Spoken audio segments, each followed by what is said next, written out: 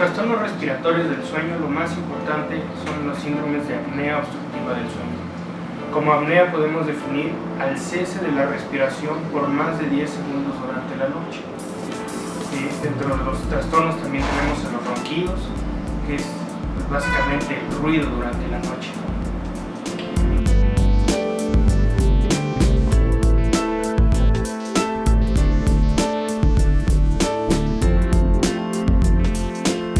Es peligroso tener un trastorno respiratorio del sueño, en particular los trastornos como la apnea obstructiva del sueño.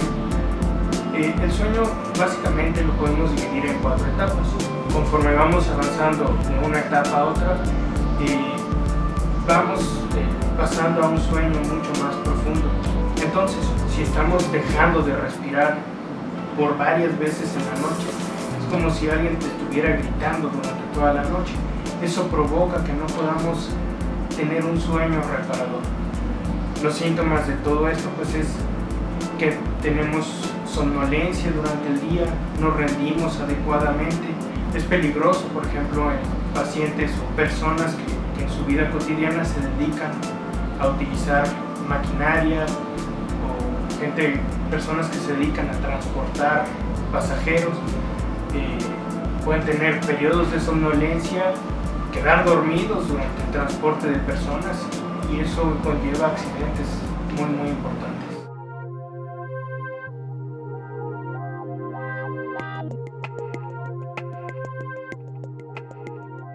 Las causas de los trastornos respiratorios básicamente las podemos dividir en 2. Hay periodos que llamamos obstructivos. En esto hay algo que está obstruyendo la vía aérea. Puede ser en cualquier punto de la vía aérea, desde la punta de la nariz hasta la base de los pulmones. O bien hay trastornos que denominamos centrales. Esto es porque hay un núcleo en el cerebro, que es el núcleo respiratorio, y hay una falla en este núcleo. Se le olvida al cerebro mandar el estímulo para que podamos respirar adecuadamente. Y desde luego puede haber una combinación de las dos, que denominamos trastornos mixtos, un problema central y un problema obstructivo. Los trastornos respiratorios del sueño pueden predisponer a otras enfermedades, como son infartos cardíacos, infartos cerebrales, Alzheimer, hipertensión arterial, y todos ellos pueden tener consecuencias a largo plazo sobre nuestra expectativa de vida.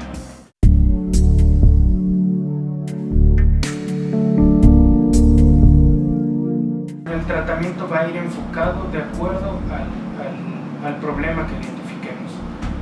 Es muy importante antes que nada tener un diagnóstico adecuado. El estándar de oro para hacer un diagnóstico es la polisomnografía. Ese es un estudio en el que medimos varios parámetros durante una noche de sueño. Gracias a este estudio podemos tener un buen diagnóstico. El diagnóstico lo podemos dividir en apneas centrales, apneas obstructivas y apneas mixtas. Y en base a ello podemos enfocar un tratamiento. Cuando el diagnóstico es por una obstrucción en la vía aérea, debemos identificar si esta es susceptible a un tratamiento quirúrgico. Puede ser alguna desviación septal, o sea, del tabique de la nariz, alguna obstrucción por aumento de volumen en la base de la lengua, alguna obstrucción por alguna deformidad en algún punto de la laringe, y eso puede ser candidato a una resolución quirúrgica. Soy el doctor Antonio Robles Avilés, otorrinolaringólogo y cirujano de cabeza y cuello, egresado del Hospital Central Militar. Los espero en el Hospital Ángeles Mosel, en el consultorio 108. Mis teléfonos 5516-8102, donde con gusto los recibiremos.